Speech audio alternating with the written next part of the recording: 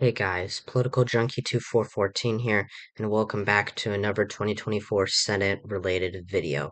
Today we're going to be talking about the great state of Michigan and its Senate contest that will be taking place, that will be held next fall.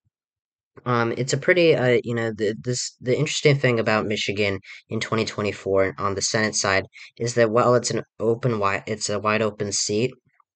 It's been a pretty uneventful and quiet contest. Now, we're a year and a half out from the election, so I'm sure that that will change. And this is expected to be a very competitive race, but I thought that I'd kind of start on that and kind of, point out how, quiet this race has been, how, the race really hasn't ramped up too much. But before we get into that, I hope you guys are having a great day. I hope you had a great Easter. If, you're a Christian, of course, I know that you know, uh, the, I don't know what I was about to say, but regardless, hope you guys are having a great day and hope you're having a great week. Um, if you haven't already, if you like the video so far and want to see more of this kind of content, make sure to hit the like button, subscribe to the channel, and turn on notifications so you don't miss another one of these videos, and share the video with someone who you think would enjoy it. So, what do I mean by a wide open contest in Michigan? Well, I mean that the Democratic Senator Debbie Stabenow, who has held this seat since 2001, is retiring. Now, who is Debbie Stabenow? Well, she is the incumbent, but she has a pretty extensive congressional career. She was first elected to the House in 1996, to represent Michigan's 8th congressional district. She got reelected in 1998, and in 2000, she decided to run for the United States Senate against Republican incumbent Spencer Abram, I believe was his name. And she won the race pretty narrowly by about a 2 point margin, but regardless, she won. And if we look at the contest, we can see right here, she won basically by doing well in the traditionally Democratic working class areas like Flint and like Flint up here, and of course Macomb County. She won Macomb, did well in Detroit, did well in Lansing, and did fairly well.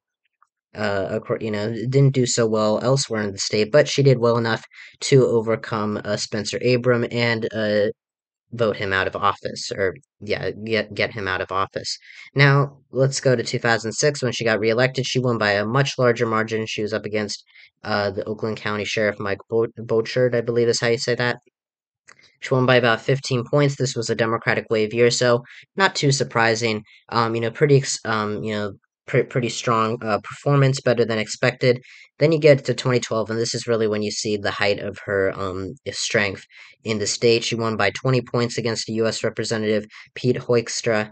And she did pretty much, she swept the entire northern part of the state. She did very, very well, throughout throughout the eastern portion of southern Michigan. The only real problem, the only real places where she had trouble were in the Grand Rapids region, which is historically Republican, but has been trending towards Democrats. And even then, she did better than President Obama, and pretty much the entirety of the state. She did very well in the traditionally Democratic working class areas like Macomb and Flint, as I said earlier. But she basically she got a lot of Republicans to vote for her, who were also voting for Mitt Romney. To remind some of you guys who might have forgotten, or who aren't sure, Barack Obama only won Michigan by about 10 points in 2012. So Stabenow did about 10 points better than Barack Obama, and that's pretty impressive. But then you get to 2018, her most recent election, and you see, even though it was a blue wave, she lost a lot of ground, and it makes sense, coming, as the country gets more polarized after the election of Donald Trump, and just polarization in general setting in. It makes sense that Stabenow would win by less than she did, but she did a lot worse in pretty much every part of the state. She did flip Kent County, which is home of Grand Rapids. And she did pretty well across the state, but she did underperform Gretchen Whitmer. She underperformed national partisanship, or the generic ballot margin for the Democrats, which was about 8 points. She only won by about 6.5. So She did relatively she did not have the best performance in 2018, and John James was a fairly strong candidate, so it's understandable. If you look back at 2020, you can see that he overperformed Donald Trump, and got Gary, got within 2 points of beating Gary Peters. So makes sense um you know, why Stabenow would have a bit of trouble against him. But he's not running. And with Stabenow retiring, she had previously said that she was going to run for re-election. And it was a bit of a surprise when she announced her retirement, but it was not necessarily a shocker. She was always someone who I personally thought, might be a potential retirement from the Senate this cycle.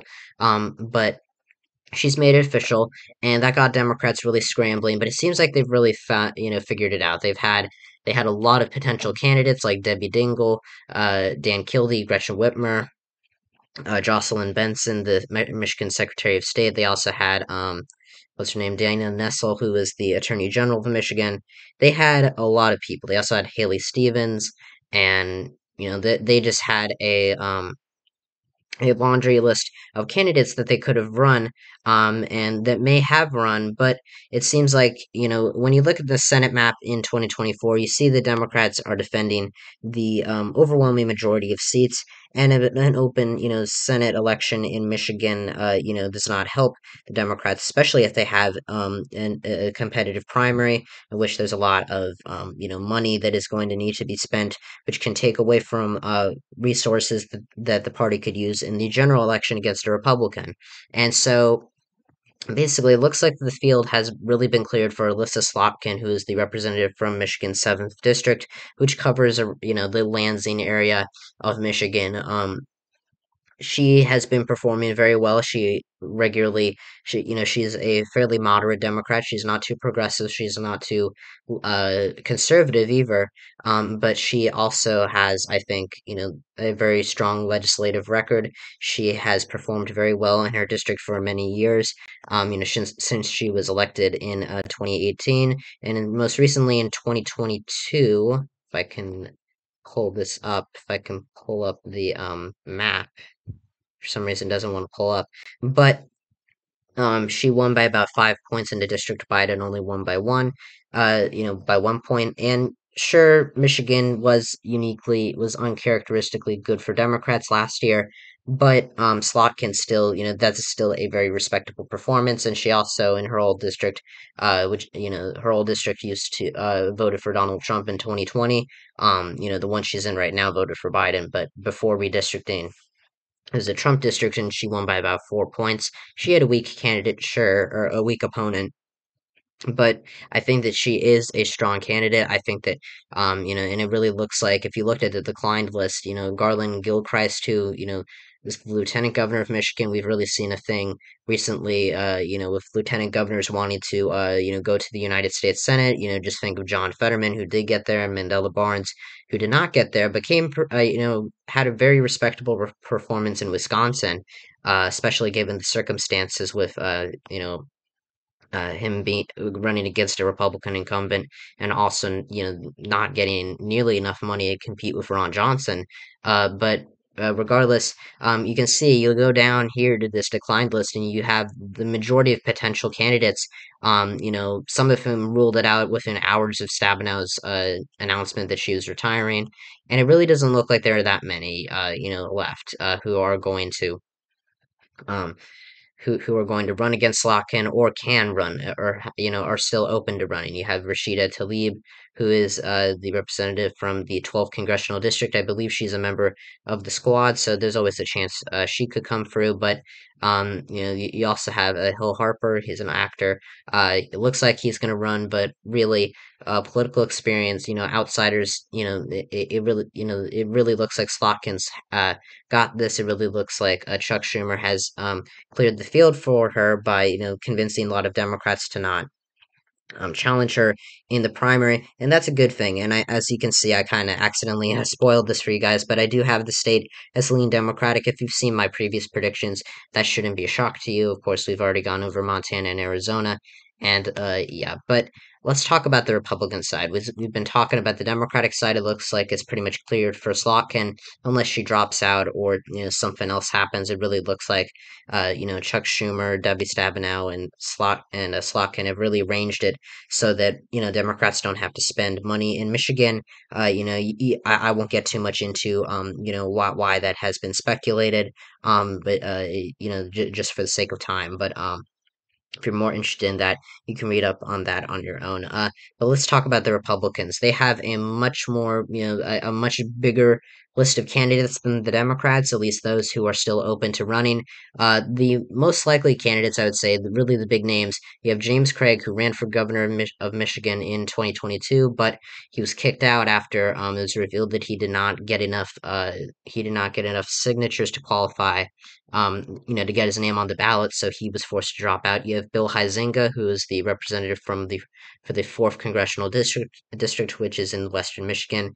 You also have Lisa McLean, who is a representative from the ninth district, which is around the eastern portion of Michigan. Kind of, kind of looks like the midden on southern Michigan. If you look at, it's kind of like around this area. If you see that kind of midden area. And you also have Peter Meyer. He was, representative from Grand Rapids. He voted to impeach Donald Trump, and he got kicked out of Congress last year after he lost his primary to John Gibbs. And excuse me, that was very loud. Um, I don't know if you guys could hear that, but I just had an alert pop up on my screen. I'll deal with that later. But yeah, Meyer voted to convict Trump last time. When he was in Congress in 2021, he lost his primary to John Gibbs, who then lost Hillary Scholten in the general election. He has been pondering a run. So I would say the three most likely candidates to run would be Huizenga, McLean, and Meyer. And who do I think would win the Republican primary? Well, I honestly think McLean would win the primary. I think that she is the most Trumpy of the three. I think, she is the least electable. I think the most electable would be Peter Meyer, but considering how he only, he lost his primary in an ancestrally Republican part of the state, I think that him winning a primary statewide would be, pretty hard. And it really doesn't seem like Republicans have learned their lesson from the 2022 midterms, at least not the primary electorate, because they keep on nominating candidates and supporting candidates like Daniel Kelly in the Wisconsin Supreme Court race, which went to the liberal candidate, really the Democratic candidate, but it's nonpartisan. Her name was Janet Protasewicz, and she won that race, pretty handily. Daniel Kelly was the more extreme conservative candidate. They could have run Jennifer Doro, who came close to, coming in second. She came in third place. She could have, maybe with some more resources, she could have taken out Kelly, but, she would have been the better choice. She would have been more electable. Maybe she wouldn't have won, but she would have performed better. And, Meyer, I think, is someone who would do well statewide. I think he would have a lot of appeal to independents and be able to, but he may alienate some Republican voters. But at the end of the day, the independents are really the most important, horse in politics because they're the people who are going to decide when are going the base sure is important, but the base only goes so far. The independents are really what makes or breaks an election, and I think Meyer would be good for those moderate voters. I don't and I think Huizenga would be good as well, but I don't think he'd be as strong. I think that he is a more viable candidate, but I think McLean would be the one who would get the Trump endorsement. I think she is the most Trumpy. She voted to overturn the 2020 election results. I believe she did. I'm not 100% sure about that, but I do believe she did. She's been a strong ally of Trump. I know that much. And I think that she would be not a terrible nominee, not the worst person that the Republicans could put up, but I do not think that she would be very strong. I think that Slotkin would beat her. I think any Democrat really would beat her. And I think Michigan, looking from how strong Democrats performed there last year, I think that it is safe to say that it is a lean D state. Doesn't mean it can't go Republican. This is still a race the Democrats are going to have to fight for. But Michigan has been good for Democrats in the last three election cycles. They had one oopsie in 2016, but besides that, they've really had a solid track record in Michigan, and they're gaining in the suburbs and in Grand Rapids, and pretty much, they're holding their ground in the working class areas. So I think that that really, I think that at this point, I am very comfortable saying that Michigan is leaning towards Elissa Slotkin, the presumptive Democratic nominee. I think that, any other candidate, if Slotkin somehow drops out or even loses the primary, but I think that's, excuse me, I think that's very unlikely, but if that's if that does happen, maybe, another candidate would be able to win. I think the Slotkin right now is the strongest viable candidate who hasn't declined. So yeah, I would say Michigan Senate race lean D for now. Could change, could go up to likely, could also become a toss up.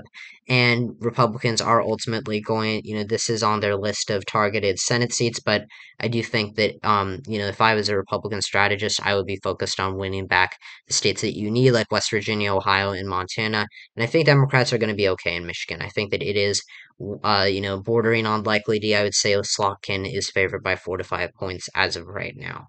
So, yeah.